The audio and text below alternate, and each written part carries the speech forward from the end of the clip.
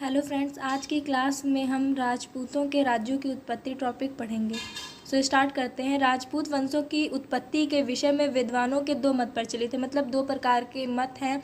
एक ऐसा माना जाता है कि वो विदेशी हैं, दूसरा ऐसा माना जाता है कि वो भारतीय है। विदेशी मतलब बाहर देश के, भारतीय मतलब अपने देश के। ठीक है। हर्षवर्धन की मृत्यु के उपरांत महान शक्तियों का उदय हुआ। ठीक है। हर्षवर्धन की मृत्यु के बाद कई शक्तियों का उदय हुआ। उनमें अधिकांश राजपूत वर्ग के अंतर्गत आते थे, मतलब उनमें से ज़्यादातर लोग राजपूत वंश के थे। ठीक है। इस काल को मतलब राजपूत काल भी कहा जाता था, और कुछ इतिहासकारों ने प्राचीन काल को और मध्यकाल को सिंधु काल भी कहा है। ठीक है। इनमें से महत्वपूर्ण राजवंशों में राजकूट आते थे, चालुक्य वंश, ये सारे आते थे। ठीक है। साम्राज्य विस्तार।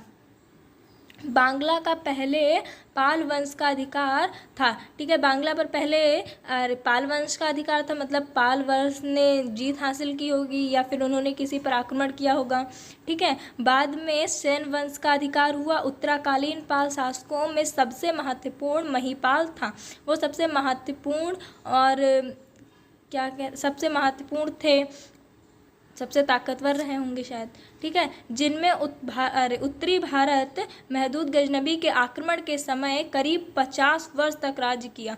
ठीक है। मतलब महमूद गजनबी ने शायद इन पर आक्रमण कर जीत हासिल कर ली होगी। उससे पहले ये 50 वर्ष तक शासन कर चुके थे, मतलब राज्य कर चुके थे। ठीक है। इस काल में उसने अपने राज्य का विस्तार किया, बांग्ला के अलावा बिहार में भी किया। इसके मतलब उपरांत इससे पहले उन्होंने अपने राज्य का बहुत विस्तार किया और वो बांग्ला पर मतलब शासन करते थे। बांग्ला के अलावा उन्होंने बिहार पर भी शासन किया। ठीक है। बिहार का भी विस्तार किया, मतलब उसको भी और आगे प्रचलित किया। ठीक है। विस्तार किया और उनमें कई नगरों का निर्माण किया। उसने कई नगरों का निर्माण किया, मतलब कई नगर मतलब घर वगैरह ग्राम का निर्माण किया। ठीक है। तथा कई पुराने धार्मिक भवनों की मरम्मत कराई। धार्मिक मतलब जैसे मंदिर वगैरह की मरम्मत करवाई। ठीक है। इनमें से कुछ बनारस वगैरह के भी थी। इनकी मृत्यु के बाद कन्नौज में गढ़वालों ने बिहार से धीरे धीरे बनारस को अपनी राजधानी बना लिया और उस पर शासन मतलब शुरू कर दिया। ठीक है। उसे अपने साम्राज्य का विस्तार करने लगे। ठीक है। गुजरात की ओर बढ़े। ठीक है। इस प्रकार में उन्हें गढ़वालों का सामना करना पड़ा। ठीक है। अगर कोई भाई तुम्हारे साम्राज्य में घुसने लगेगा तो तुम युद्ध करोगे उससे। जबकि इनकी कुछ असफल या बेवकूफ़ी के कारण ये संघर्ष में मतलब असफल रहे और गढ़वालों ने उन्नैच पर भी आक्रमण कर लिया। राजपूत साम्राज्य का मुख्य आधार। राजपूत राज्यों में भी सामंतवादी व्यवस्था का आरंभ था। ठीक है। राजपूत समाज का मुख्य आधार वंश था। हर वंश अपने को एक योद्धा का वंशज बताता था, जो वास्तविक भी हो सकता था और काल्पनिक भी। अलग अलग वंश अलग क्षेत्रों पर शासन करते थे। इनमें राज्यों के अंतर्गत 12, 14 या फिर 84 ग्राम थे। ग्राम मतलब गाँवों में होता है। ठीक है। जो बच्चे गाँव में रहते होंगे शायद उन्हें पता हो।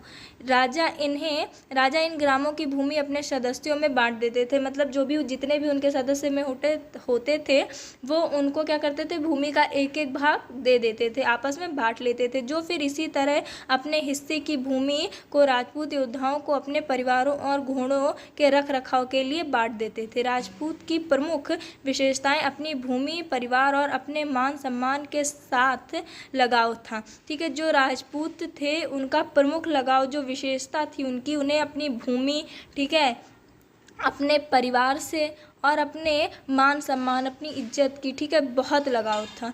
हर राजपूत राज्य का राजा अधिकार अपने भाइयों की सहायता से शासन करता था, मतलब वो अपने भाई की मदद से, उनके सहारे से शासन करते थे। धार्मिक स्वतंत्रता। उस काल में अधिकतर राजपूत राजा हिंदू थे। उस समय के जो राजपूत थे वो ज़्यादातर हिंदू धर्म के थे, यद्यपि कुछ जैन धर्म के भी समर्थक थे। ठीक है। कुछ हिंदू धर्म के थे जबकि कुछ रेयर में जैन धर्म के भी लोग थे।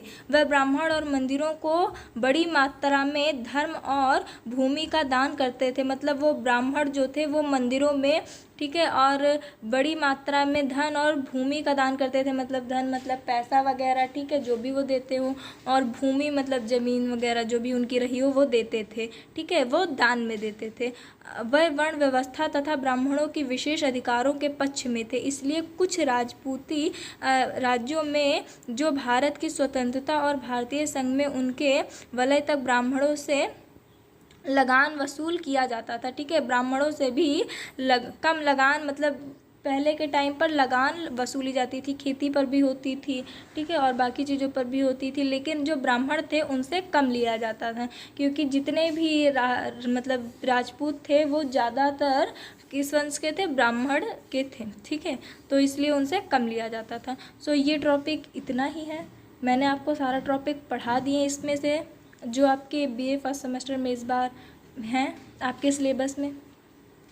सो नेक्स्ट टॉपिक आपको नेक्स्ट वीडियो में मिलेगा।